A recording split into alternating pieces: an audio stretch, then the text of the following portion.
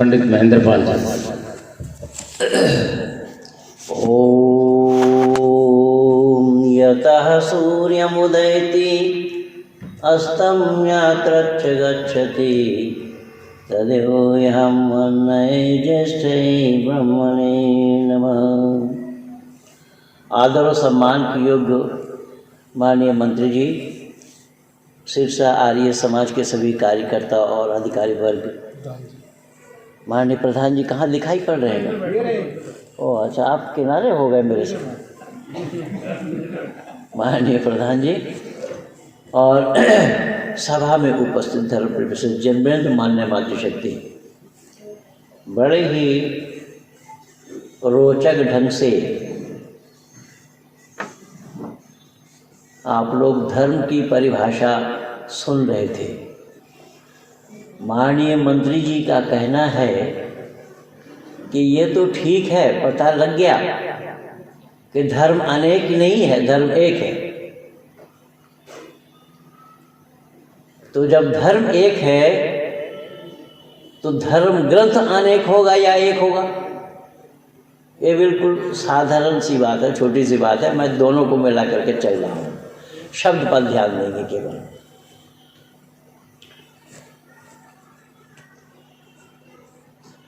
कि धर्म है किन के लिए, ये जानना होगा पहले। कि धर्म है मानव मात्र के लिए, पशु पक्षियों के लिए धर्म नहीं है। हमारे शास्त्रकारों ने कहा, आहार निद्रा भय मैथुनांच सामान्यमेता पशुभिः नराणाम् धर्म ही तेषाम् अधिको विशेषो धर्मेण हीना पशुभिः समानः। आहार, निद्रा, भय और मैथुन, ये चार चीज मानव मात्र के लिए है और पशुओं के लिए भी है। कैसा? हम आहार करते हैं, पशुओं को भी चारा डालना पड़ता है। निद्रा, हम जाते हैं, पशुओं को भी सोते हुए देखते हैं। भय इंसान को है, पशुओं को भी डर है।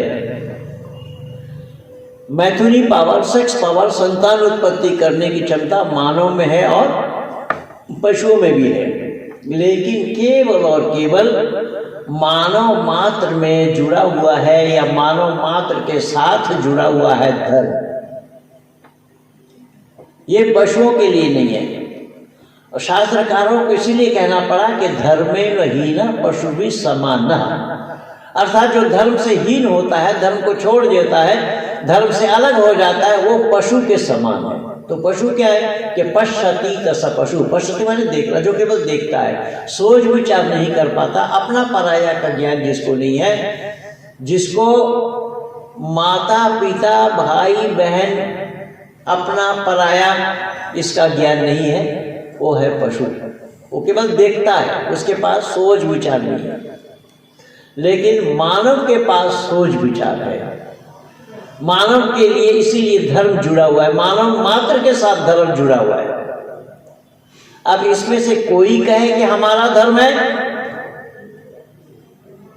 तो वो एक का धर्म होना संभव नहीं होगा। यहां मानव मात्र के लिए बतलाया है। तो जो मानव उस धर्म को छोड़ देता है वो पशु के समान है। पर इसमें आज के राजनीतिज्ञों का कहना है कि धर्म को राजनीति में न मिलाओ। शायद आपके हरियाणा में नहीं होगा, क्योंकि हरियाणा में तो सारे धार्मिक लोग हैं। यहाँ अधर्म तो होता ही नहीं है। भले ही राम रहीम गुरमीत हो जेल में या रामपाल आश्रम तो गुजरात में। तो कहने का तात्पर्य ये है कि चार चीज मानव मात्र के लिए है और चार चीज पशुओं के लिए भी है। लेकिन मानव के साथ धर्म जुड़ा हुआ होने के कारण मानव को पता है कौन मेरी माँ है, कौन मेरे पिता है, कौन मेरे भाई है, कौन मेरी बहन है, कौन मेरे इष्ट हैं, कौन मेरे मित्र हैं, ये मानव को पता है, पशुओं को नहीं। तो यही कारण बना कि इसमें कोई मुसलमान ये कह सकता है, अपना माँ को साली कह सकता है, मान सकता है? ईसाई अरे मुंडी मत हिलाइए, जुबान हिला करके देखिए, ताकि मुझे भी पता लगे ना कि मैं लोकालय में बोल रहा हूँ। कहीं ऐसा ना हमें समझने दे कि मैं शमशान में बैठा हूँ। कोई मुसलमान ये कह सकता है कि माँ को मैं साली बताता हूँ? नहीं। ईसाई नहीं, बौद्धिस्ट नहीं, जैनी नहीं, सिख नहीं, तो फिर धर्म वाला कहाँ हुआ? समझ में आई बात? प्रधान जी, अगर मैं गलत हूं तो जरूर रोकिएगा मुझे। धर्म अलग हुआ कहाँ? अब फिर भी लोग कहे जा रहे हैं, बतलाए जा रहे हैं धर्म अलग है, और धर्म के साथ साथ धार्मिक पुस्तकों को भी अलग अलग बता दिया। क्यों? धर्म है तो धार्मिक पुस्तक भी होना जरूरी है, और धर्म के साथ धार्मिक पुस्तक भी बता दिया। लेकिन जब धर्म ही एक है तो धर्म पुस्तक अलग अलग क्यों और कैसे होगा? एक उदाहरण मैं और दे रहा हूं। जैसा हम जब हाईवे में चलते हैं तो सड़क के किनारे एक जगह बोर्ड लिखा हम देखते हैं, जिसमें लिखा है धर्म कांटा। देखा है आप लोगों ने? देखा है? धर्म कांटा लिखा है, लेकिन वहां ये नहीं लिखा हिंदू धर्म कांटा, वहां ये भी नहीं लिखा इस्लाम धर्म कांटा या ईसाई धर्म कांटा, जैन धर्म कांटा, बौद्ध धर्म कांटा लिखा है, कि केवल धर्म कांटा लिखा है। अब धर्म कांटा से तात्पर्य ये है कि वहां पर एक पल्ला रखा है, एक मीज़ान रखा है, एक मीटर रखा है, जिसमें टन 200 टन तक वजन करने की कैपेसिटी है।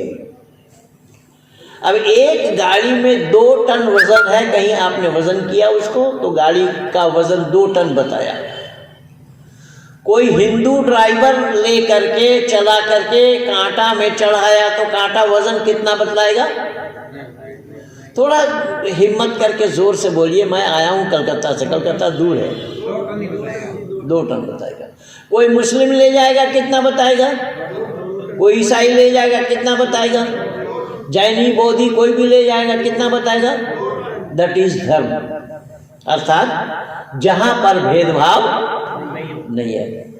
सोना को भी देखिए, सोना तौलने वाला वो भी धर्म कांटा ही लिखा हुआ है। चाहे आप 1 तोला आप रखिए तो आपको भी 1 तोला बताएगा, मैं रखूंगा तो भी, कोई भी रखे वो 1 तोला ही बताएगा। तो क्या यहाँ धर्म के साथ भेदभाव हुआ? हाँ जी, नहीं हुआ। तो धर्म के साथ जब भेदभाव नहीं हुआ, फिर धर्म अलग अलग क्यों और कैसे हो गया? धर्म अलग अलग होना संभव ही नहीं है। धर्म अलग हो तो ईश्वर पर दोष लगेगा, क्योंकि धर्म ईश्वर प्रदत्त होता है, मानव द्वारा चलाया हुआ धर्म नहीं है।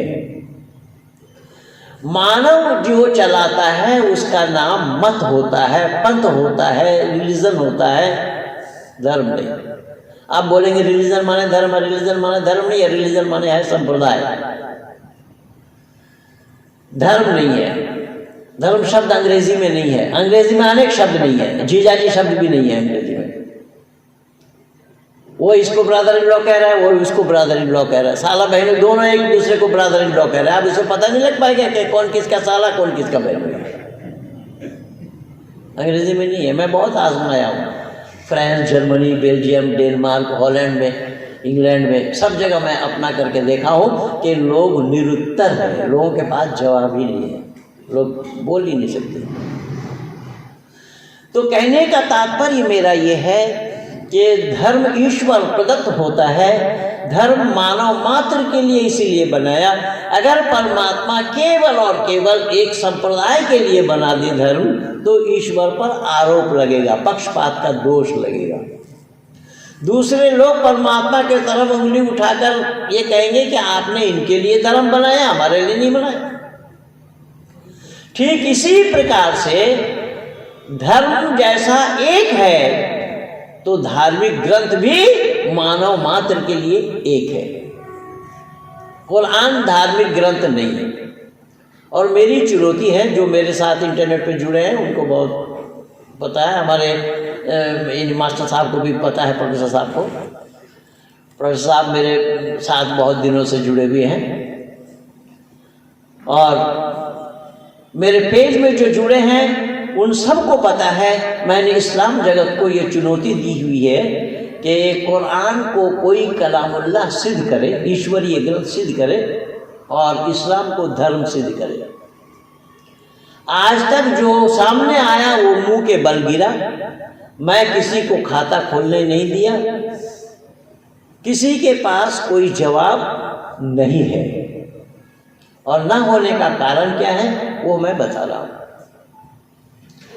ना होने का कारण यह है कि जैसा धर्म ईश्वर प्रदत्त होता है वैसा ही धार्मिक ग्रंथ भी ईश्वर निर्मित होता है, ईश्वर प्रदत्त होता है।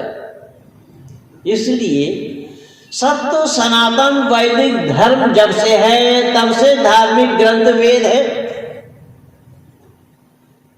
इसलिए वेदों अखिल धर्म मूलम बताया है, अखिल विश्व के धर्म का मूल है क्या?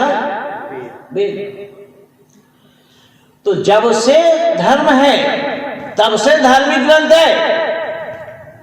अब इसी कसौटी में सबको उतार करके देखिए।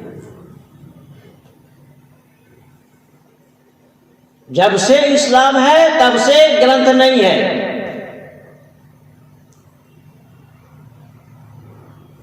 मोहम्मद पहले है, कुरान बाद में है। समझ में आ रही है बात? हाँ, तो थोड़ा सहमति दीजिएगा ताकि मुझे बोलने में भी बल मिले। तो हजरत मोहम्मद साहब पहले है और कुरान इनके बाद में है, लेकिन अग्नि वायु आदि तो अंगिरा ये जब से है वेद तब से है। ऋषि दयानंद पहले है या वेद पहले है? और वेद ज्ञान जिन ऋषियों को प्राप्त हुआ उन ऋषियों के साथ वेद है या वेद पहले है ऋषि बाद में है? हाँ जी, साथ ही साथ है। पहले कैसे हो जाएगा? पहले हो जाएगा तो सुनाएंगे कौन आपको?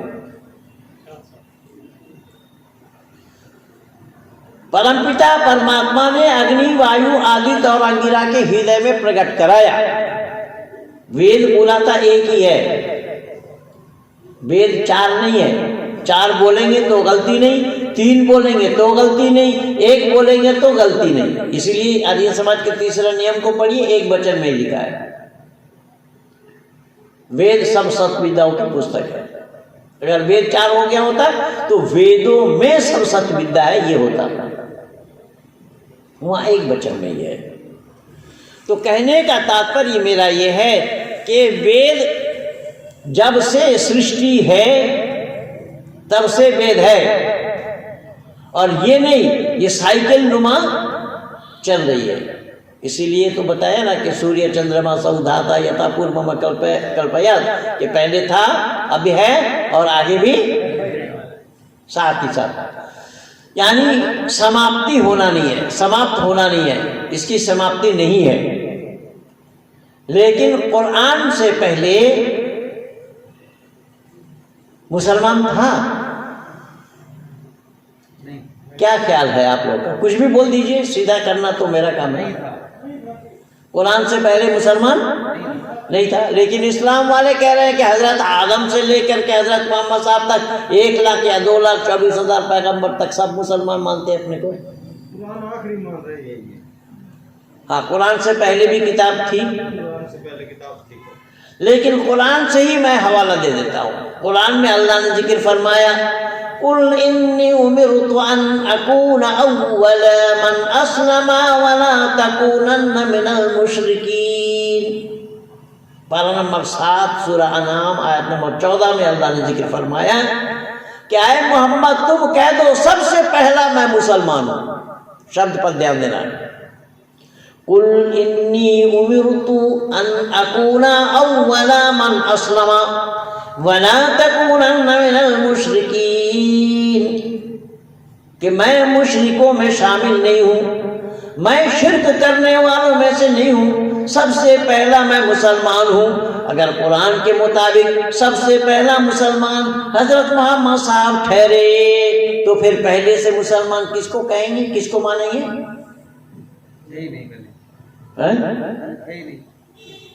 मैं नहीं कह रहा हूँ, कुरान कह रहा है। तो यही कारण बना कि ईश्वरीय ज्ञान वेद है।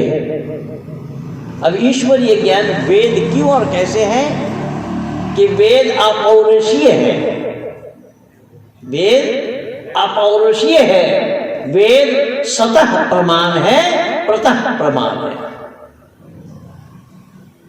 इसीलिए वेद आदि सृष्टि से है। वेद किनके लिए है कि यथे वाचम कल्याणी माँ बदानी जनभ्या, ये कल्याणी वाणी मानव मात्र के कल्याण के लिए है। लेकिन कुरान वालों से पूछिए ये मानव मात्र के कल्याण के लिए है क्या, तो कुरान वाले आपको बताएंगे या अय्युहल्लज़ीना आमनू, ऐ ईमान लाने वालों, आप जैसे बैठे हुए बेईमान वालों के लिए नहीं है। पर माफ कीजिएगा, मैंने अपने तरफ से आप लोगों को बेईमान नहीं बोला। ये कुरान की भाषा में या अय्युहल्लज़ीना आमनू, ऐ ईमान लाने वालों। अब ईमान क्या है उसको जानना पड़ेगा। तो ईमान में बताया गया आमन्तु बिल्लाहि व मलाइकतिही व कुतुबिही व रुसुलिही वल यौमिल आखिर वल क़द्रि खैरिही व शर्रिही मिनल्लाहि तआला वल बअस बादल मौत। इसमें कई बातें हैं। आमन्तु बिल्लाह, पहला शब्द है आमन्तु बिल्लाह, ईमान लाता हूं मैं अल्लाह पर, विश्वास करता हूं मैं अल्लाह को। तो क्या आप लोग ईश्वर पर विश्वास करते कि नहीं करते? नहीं, पीछे वाले नहीं करते, इसलिए बोलने नहीं। भाई करते तो बोलते ना, करते बोले नहीं हो। हाँ, तो बोलने तो इसका मतलब क्या है? नहीं करते, करते तो करेंगे तो बोलेंगे ना, बोल नहीं रहे हैं तो कैसे जबरदस्ती कह रहे हैं आप करते? जबकि मैं खुशामद कर रहा हूँ, विनती कर रहा हूँ, लेकिन हरियाणा जो ठहरा। कहने का तात्पर्य मेरा ये है कि ईमान लाता हूं मैं अल्लाह पर। ईमान के माने होता है विश्वास, विश्वास करता हूं मैं अल्लाह को या अल्लाह पर। वह मलाइकती, मलाइका के माने फरिश्ता, फरिश्तों पर भी विश्वास करता हूं। वह कुतुबी, और उनके किताबों पर भी विश्वास करता हूँ। किताब उनके पास 4 है, जैसा आपने वेद को 4 बोला, वैसे ही इस्लाम वालों की मान्यता, बाइबल वालों की मान्यता, बाइबल वालों की मान्यता 3 किताब पर है, कुरान वालों की मान्यता 4 किताब पर है। तौरात, ज़बूर, इंजील और कुरान। बाइबल वालों के पास तौरात, ज़बूर और इंजील। इस्लाम वालों के पास कुरान लेकर के 4 है। वो कुतुबी व रुसुलिही, और उनके रसूलों पर मैं विश्वास करता हूँ, ईमान लाता हूँ। रसूल इस्लाम में 4 है, हजरत मूसा, दाऊद, ईसा और मोहम्मद। अर्थात अल्लाह ताला ने जिन पैगंबरों पर किताबें नाजिल की उनको रसूल कहा जाता है। तो वो 4 थे, इसलिए उन 4 को मैं मानता हूँ। रसूल वल यौमिल आखिर, और आखिरत के दिन को मैं मानता हूँ। वल क़द्र खैरिही व शर्रिही मिनल्लाहि तआला वल बअस बादल मौत, कि अच्छे बुरे का किस्मत को अल्लाह ने क्या, अच्छे बुरे का किस्मत को अल्लाह ने लिख दिया। अल्लाह ने क्या लिखा? अच्छे बुरे का किस्मत। तो जब अच्छे बुरे का किस्मत अल्लाह का लिखा हुआ है तो कोई आदमी बुराई करे तो दोषी अल्लाह होगा या आदमी होगा? मैं नहीं जान रहा हूं भाई, ये पढ़े लिखे लोग विचार करें।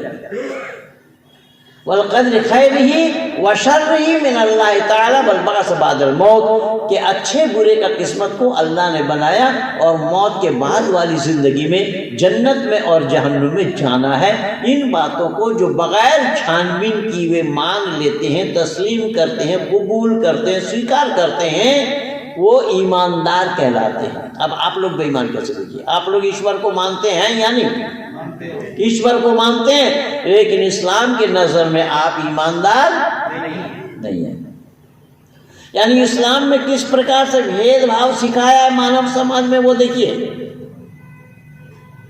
इस्लाम ने मानव समाज के अंदर में किस तरीके से भेदभाव ढाला है, वो देखिए। कि आप लोग ईश्वर को मानते हैं, लेकिन आप लोग ईमानदार नहीं है। अब ईमानदार हमारे यहाँ पर सदाचारी को कहा जाता है, और आप कितना ही सदाचारी क्यों ना हो, अल्लाह के नजर में बेईमान है। तो बेईमान हमारे यहाँ पर गाली है कि नहीं? अल्लाह ने कितने सहज भाव से गैर मुस्लिमों को गाली दिया। उनको कैसे समझाया जी अल्लाह को? अल्लाह समझदार होते तो समझाते ना, वो समझदार कहाँ है? ऋषि ने साफ कह दिया। कहने का तात्पर्य मेरा ये है कि अल्लाह के लिए वो जितने भी ये नियम बताए गए हैं, भाई साहब ये मोबाइल रख दीजिए ना, मेरे पास भी दो है।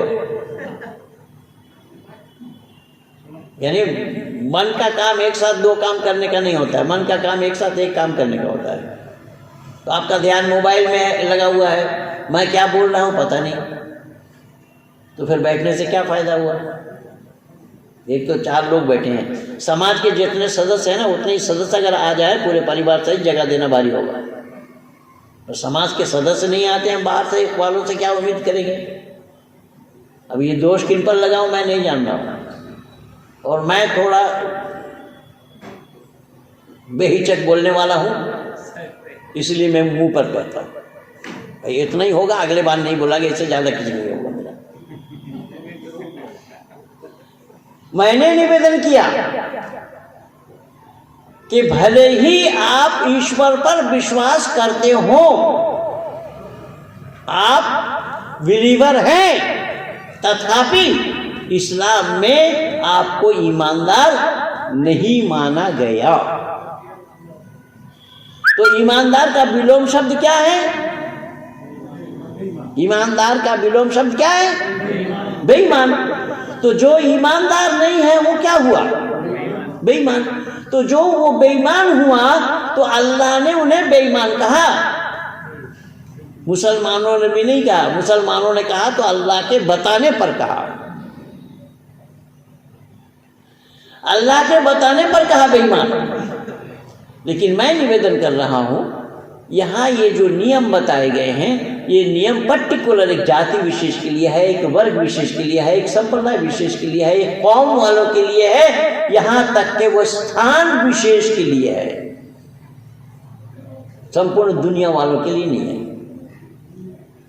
लेकिन वेद में इस तरीके का कोई भी भेदभाव नहीं है। यथेमं वाचम कल्याणी माँ बदानी जनेभ्य, यह कल्याणी वाणी मानव मात्र के कल्याण के लिए है। हमारे यहाँ पर केवल आर्य समाजियों का ही कल्याण करता है, वेद ऐसा नहीं है।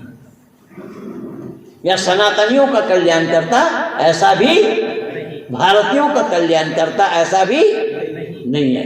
लेकिन कुरान अरब ममालिक वालों के लिए है। इन्ना अंज़लनाहु कुरआनन अरबिय्यन लअल्लकुम ताक़िलून, मैंने कुरान को अरबी जुबान में इसीलिए नाजिल किया, ऐ मोहम्मद तुम्हारी मादरी जुबान अरबी है, तुम सही सही समझ सको और अरब वालों को समझा सको। तो जब अरब वालों को समझने के लिए है तो हम भारत वालों को उसके पीछे माथापच्ची करना चाहिए क्या? तो अब ये समझदार लोग समझ जाएंगे। तो कहने का तात्पर्य मेरा ये है कि वेद आदि सृष्टि से है, वेद ईश्वर प्रदत्त है, मानव मात्र के लिए परमात्मा का दिया हुआ ज्ञान है। वो ज्ञान कब से है? आदि सृष्टि से। किनके लिए? मानव मात्र के लिए। कितना? मानव मात्र को जितना चाहिए। इसलिए नीति नीति है, यहाँ तक नहीं, यहाँ तक नहीं, और है और है और है और है, क्योंकि हर एक के दिमाग की परिधि बराबर नहीं है। जो जितना उससे निकालना चाहेंगे उतना ही मिलता चला जाएगा। वेद का ज्ञान, परमात्मा का दिया हुआ ज्ञान समाप्त होने वाला नहीं है। लेकिन कुरान 30 चैप्टर है, 30 सिपारा है, 114 सूरतें हैं। इसके अतिरिक्त और आगे नहीं है। आप लोगों ने सुदर्शन न्यूज चैनल कभी देखा है? सुदर्शन न्यूज चैनल को? हाँ जी, ये वसीम रिजवी ने जो PIL डाला था ना सुप्रीम कोर्ट में, उस कार्यक्रम को सुदर्शन न्यूज चैनल ने, सुरेश चौहान के ने चलाया था। 29 दिन का प्रोग्राम था। मैं उसका अंपायर था 29 दिन लगातार। उसमें मौलाना कोकब नाम का एक माजा, सुरेश जी ने सब इस्लाम जगत के आलिमों को बुलाया कि जवाब देने के लिए आओ। कोई आया नहीं, एक दुक्का जो आया वो मुंह के बल गिरा। मौलाना कोकब एक महाराष्ट्र से आए हुए थे। उन्होंने बोला कुरान में 6666 आयतों में एक भी तब्दील नहीं हो सकती। तो मैंने कहा आयत कितनी है? बोले 6666। तो मैंने कहा कि अगर 6666 आयत आप दिखा देंगे तो मैं इस्लाम कबूल कर लूँगा, और ना दिखाने की दशा में आप वैदिक धर्मी बनेंगे कि नहीं? वो कुरान लाने गया तो कल गया और आज भी गया, अभी तक आया नहीं। कुरान में 6236 आयतें हैं केवल, ये 6666 बताते हैं। खैर, तो कहने का तात्पर्य मेरा ये है, तो 6666 आयतें हैं तो बंदिश हो गई, उसके आगे नहीं है। लेकिन वेद में इसकी समाप्ति नहीं, कहीं पर भी इसकी खात्मा नहीं है। जो जितना निकालते चले जाएंगे उनको उतना ही मिलता चला जाएगा।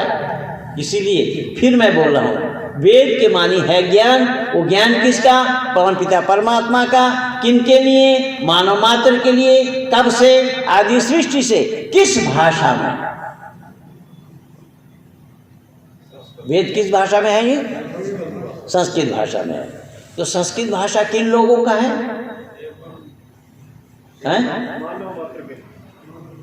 मानव मात्र के लिए। तो मानव मात्र के लिए कैसे मानेंगे? संस्कृत तो केवल हिंदू लोग ही बोलते पढ़ते लिखते हैं। देव भाषा है। देव भाषा। हाँ, मैंने ये नहीं पूछा किसकी भाषा है। इसमें एक जैसा संघर्ष करना पड़ता है सब। हैं? इसमें सीखने के लिए सबको एक जैसा संघर्ष करना पड़ता है। वेद जो संस्कृत में है, देखिए आखिर संस्कृत क्या है उसको जानना पड़ेगा पहले, फिर उसके बाद भाषा में आना होगा। संस्कृत शब्द का अर्थ होता है निर्दोष, निर्भूल, निखूत, जहाँ पर नुस्ख ना हो, जहाँ पर दाग ना हो, उसका नाम संस्कृत। और संस्कृत से ही संस्कार, संस्कार के माने परिमार्जित करना, धौत करना, परिष्कृत करना, साफ करना। जैसा उदाहरण के रूप में मैं आप लोगों में से किसी के घर में गया और छोटा बच्चा है जिस बच्चे के नाक से 2 मोमबत्ती निकल रहे हैं, तो लोग क्या कहेंगे? बोले ये परिवार संस्कृत नहीं है, संस्कारित नहीं है, ये कहेंगे ना।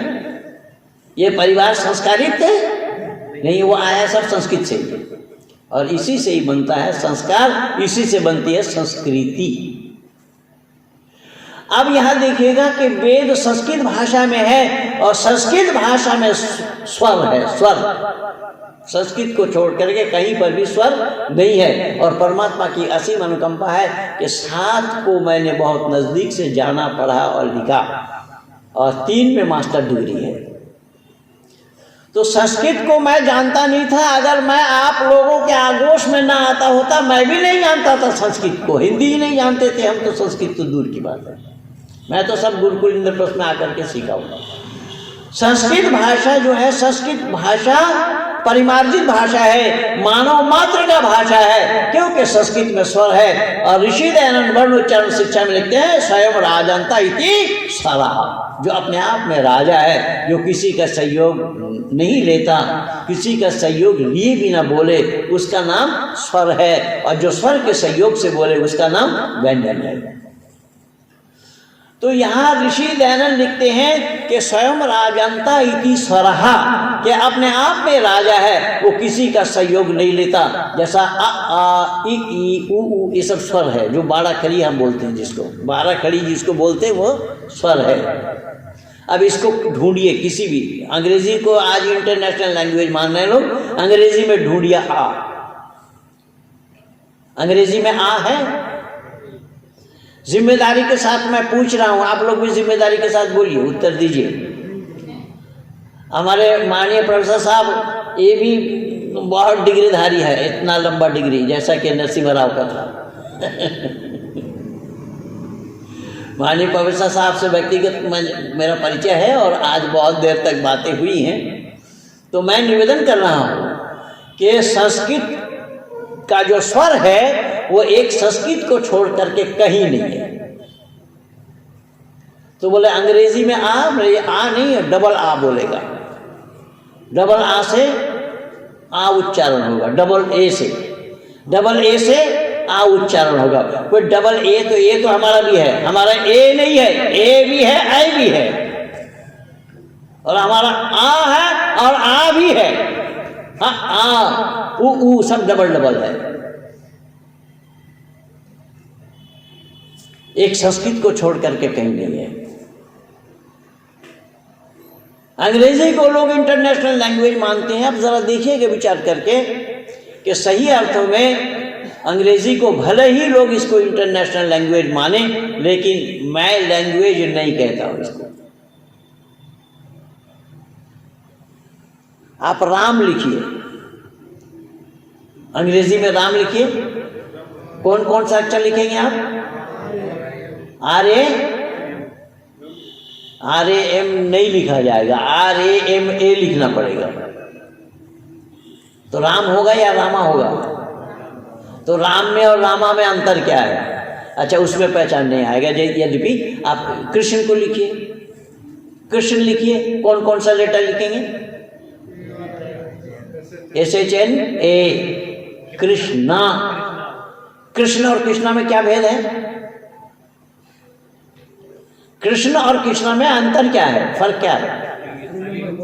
स्त्रीलिंग पुल्लिंग का अंतर है। अब एक पुरुष को स्त्री बना देंगे तो पढ़े लिखे लोगों का काम होगा क्या? हाँ जी, कृष्ण नहीं लिख पाएंगे। योग को देखिए, योगा लिखना पड़ेगा। सब जगह इसी तरीके से है। तो मैं निवेदन कर रहा हूँ कि सही अर्थों में कि संस्कृत परमपिता परमात्मा का दिया हुआ भाषा है। मैं जब हॉलैंड में था तो वहाँ पर सभी रेडियो स्टेशन से मेरा प्रोग्राम हुआ, सब शहरों में प्रायः। तो एक मौलाना ने सवाल किया उसी रेडियो स्टेशन में कि साहब आप तो झगड़ा लगाने के लिए आए हैं इंडिया से। मैंने कहा क्यों? बोले आपने ये कैसा कह दिया कि संस्कृत ईश्वर प्रदत्त भाषा है, मानव मात्र के लिए भाषा है। ये तो संस्कृत केवल हिंदू लोग पढ़ते हैं और वो भी ब्राह्मण लोग पढ़ते हैं, संस्कृत कौन जानता है? मैंने कहा आपको आभास नहीं है इसका। बोले कैसा? मैंने कहा आपके घर में एक बच्चा पैदा हुआ, एक ईसाई के घर में एक बच्चा पैदा हुआ, एक हिंदू के घर में एक बच्चा पैदा हुआ। तीनों बच्चे की पैदा होने के बाद रोने, हंसने, चिल्लाने, पुकारने की आवाज एक है या अलग है? क्या ख्याल है आप लोगों का? कोई मुस्लिम परिवार में बच्चा जन्म लेकर के अल्लाह अल्लाह रोता है, मोहम्मद मोहम्मद चिल्लाता है, कुरान कुरान पुकारता है। कोई ईसाई परिवार में जन्म लेकर के बच्चा गॉड गॉड चिल्लाता है, ईसा ईसा बोलता है, मरियम मरियम कहता है। हिंदू परिवार में कोई जय श्री राम बोलता है, जय जानकी बोलता है। और जय श्री राम कह करके भी हिंदू राजी नहीं, ये और कुछ बोलते हैं, बहुत कुछ बोलते हैं, और कुछ नहीं बहुत कुछ बोलते हैं। कोई जय श्री कृष्ण बोलते हैं, मथुरा वाले जब सब जय श्री कृष्ण बोलेंगे, अब राधे राधे भी बोलते हैं। अब राधे या खाए वो तो अलग बात, रांधना हमारे यहाँ पकाने को कहा जाता है बांग्ला भाषा में। जो रांधना वैसा संस्कृत में भी है, रांधने का बात। हाँ बोलते हैं बागड़ी में तुम्हारे, बागड़ी में बोलते हैं, वो सब्जी बनाने। तो कहने का तात्पर्य मेरा ये है, अब देखिएगा कि सब बच्चे के रोने हंसने चिल्लाने पुकारने की आवाज एक है। तो मैंने कहा कि आपके घर में बच्चा पैदा हो करके अल्लाह अल्लाह क्यों नहीं रोया? वो हिंदू जो बोल रहा है आपके घर में भी वही बोल रहा है, तो आपका बच्चा कहीं हिंदू पैदा तो नहीं हुआ?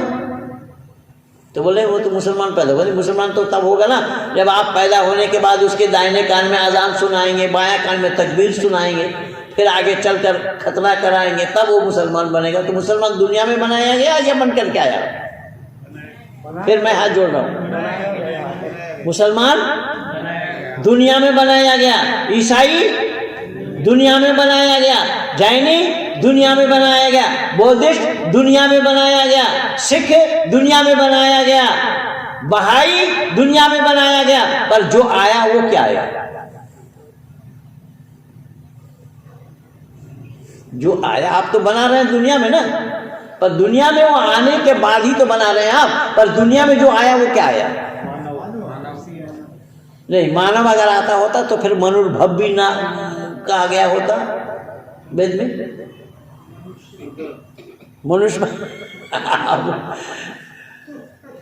मनुष्य बनने की बात आई है वेद में, मानव बनो। तो मानव बनो जहां तक बात है ना, तो उसमें ज्ञान भरने की बात आई है।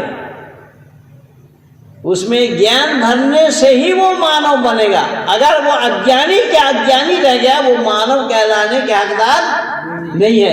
इसलिए एक बात याद रखिएगा, या हारिस सुल्तान से, उसको देखे आपने हारिस सुल्तान से जो मेरा था 2 घंटे का कार्यक्रम, उसमें मैं बोला ये लोग ईश्वर को नहीं मानते हैं, नास्तिक वाले, वो कहते हैं कि नहीं।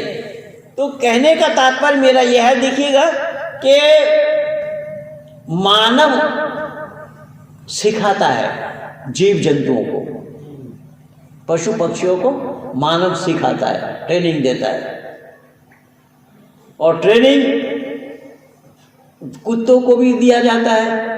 और इस समय इजराइल में देखेंगे, इजराइल में कुत्ते के द्वारा ही सेना का काम लिया जा रहा है। बहुत सारा काम कुत्तों के द्वारा हो रहा है। तो कुत्तों को ट्रेनिंग किसने दी?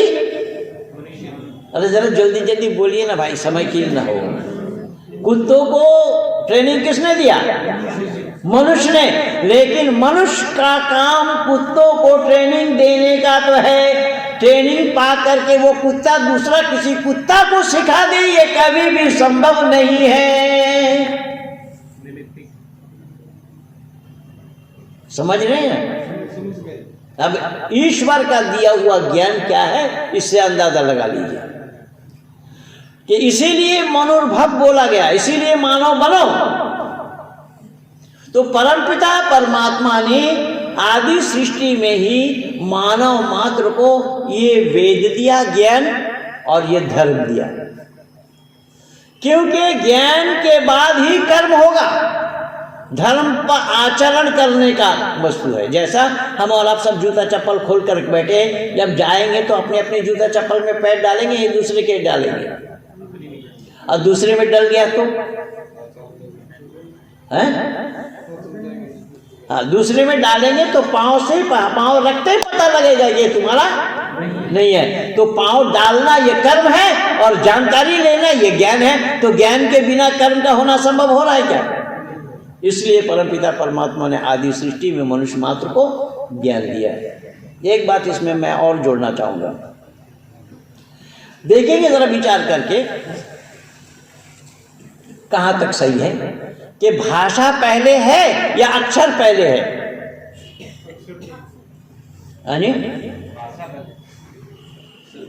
आप लोग दोनों ही निर्णय नहीं ले पा रहे।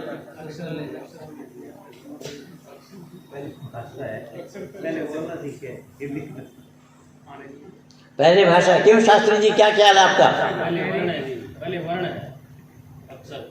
महर्षि पाणिनि कहते हैं अक्षरम नक्षरम विद्या दशनो तेरवा वो तो ऋषि दयानंद ने वर्णोच्चारण शिक्षा में भी दिया है।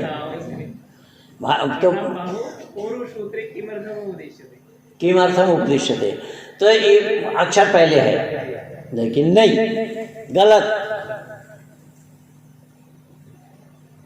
आपके घर में जब बच्चा पैदा हुआ, जब बच्चा साल 1.5 साल का हुआ, तो उसको पिताजी बोलो, माताजी बोलो, दादाजी बोलो, नाना जी बोलो, फूफा जी बोलो, मौसा जी बोलो, ये सिखाते हैं या आ उ ई सिखाते हैं? उससे पहले ध्वनि है, वो ध्वनि तो मैं बोल आया पहले, स्वयं राजंता इति स्वरा उसमें आ गया ना।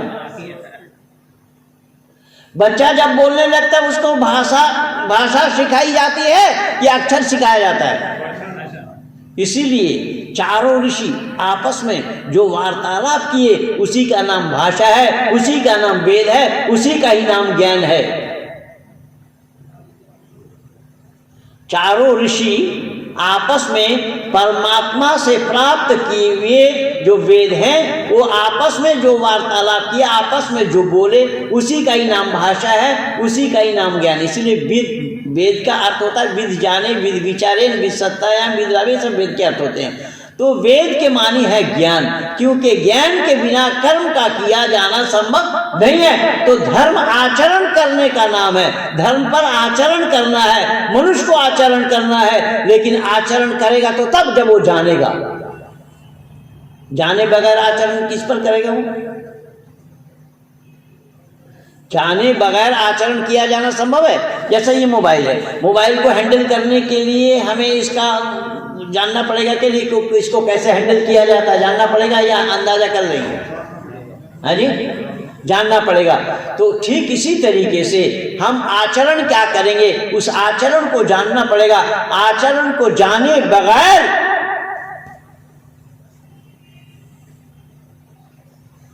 उस पर अमल करना संभव नहीं होगा। इसीलिए परमपिता परमात्मा ने ज्ञान दिया है पहले। ज्ञान अगर परमात्मा ना दे तो कर्म का किया जाना संभव नहीं होगा। यही कारण बना, अगर परमपिता परमात्मा ज्ञान पहले ना देते होते तो परमात्मा पर दोष लगता। क्यों? कोई कर्म से मानव वंचित होता, क्योंकि ज्ञान के बिना कर्म होगा ही नहीं। कर्म को करने के लिए ज्ञान की जरूरी है, ज्ञान आवश्यक है। अगर ज्ञान ना हो तो कर्म का किया जाना संभव नहीं है। यही कारण बना कि वेद परमपिता परमात्मा ने आदि सृष्टि में ही मनुष्य मात्र को ये ज्ञान दिया है, लेकिन कुरान आदि सृष्टि से नहीं है, बाइबल आदि सृष्टि से नहीं है, त्रिपिटक, जिंदा विस्तार, बीजक, गुरु ग्रंथ, ये जितने भी मजहबी ग्रंथ हैं वो आदि सृष्टि से नहीं है। यही कारण बना, जब आदि सृष्टि से धर्म है, धर्म मनुष्य मात्र के लिए है, तो धर्म के लिए, धर्म पर आचरण करने के लिए धार्मिक ग्रंथ का होना भी अनिवार्य हुआ। धार्मिक ग्रंथ किसी मुल्क वालों की भाषा में नहीं है। उदाहरण के रूप में वेद संस्कृत में है, संस्कृत में ना होकर अगर हिंदी में हो गया होता तो क्या होता? हाँ प्रोफेसर साहब इधर बोलिए, मेरे साथ बात करिए। संस्कृत में ना होकर हिंदी में हो गया होता तो क्या होता? संस्कृत, क्योंकि संस्कृत तो ये वैज्ञानिक भाषा है ना, और वो स्वभाव से ही है। मैं ये थोड़ा ही पूछा हूँ, जो मेरा सवाल है उसका जवाब दीजिए ना भाई, आप प्रोफेसर आदमी हैं। हाँ जी, क्या होती? मैं कह रहा हूं कि संस्कृत में ना होकर हिंदी में होता ईश्वरीय ज्ञान वेद तो क्या होता? हाँ जी, कैसे? नहीं, हिंदू के लिए नहीं होगा, संस्कृत भाषा तो मानव माता के लिए है, वो तो पहले ही बोल दिया।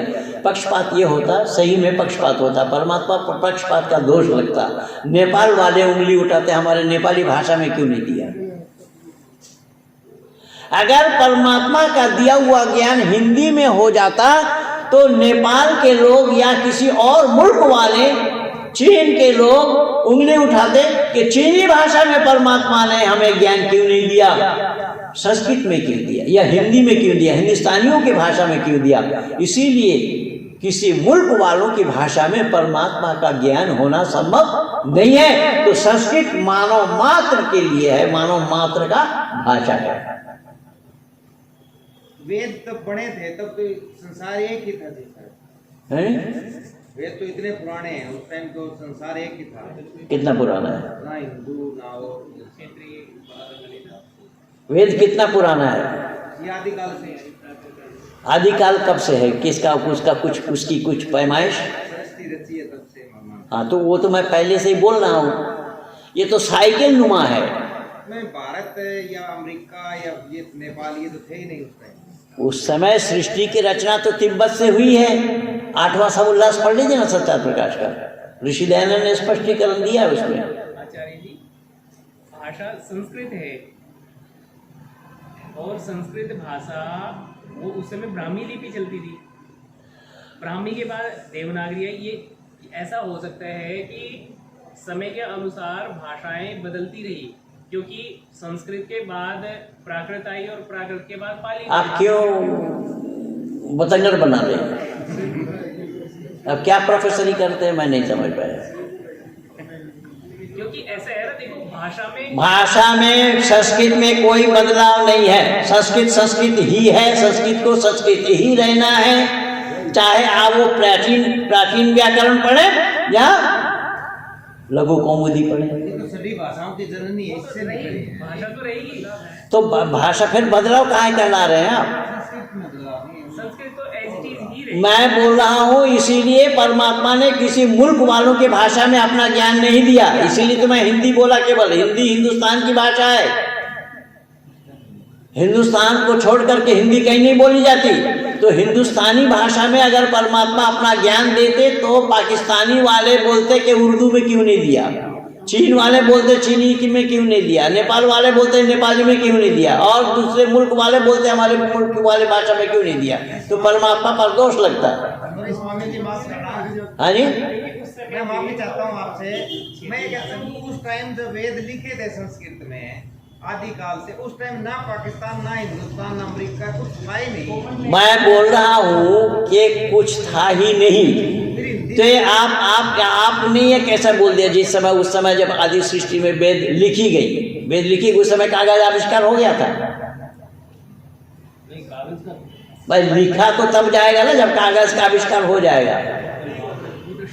इसीलिए नहीं वैदिक संपत्ति को पढ़िए, रघुनंदन शर्मा जी को पढ़िए, वह भाषा विज्ञान पर उन्होंने बहुत, इसीलिए श्रुति कहते हैं, लिखने का तो बाद में ही। हाँ, श्रुति तो सुन करके याद किया जाता है, इसलिए श्रुति है। श्रुति स्मृति सदाचार सत्सच अप्रमात्मना है अतिच्छ तुर्वेदम प्राहु साक्षात धर्म स लक्षणम। ये मनु महाराज ने कहा है। लेकिन कहने का तात्पर्य मेरा ये है, मैं केवल इतना प्रमाण देना चाहता हूँ, इतना बतलाना चाहता हूँ कि धर्म मनुष्य मात्र के लिए एक है।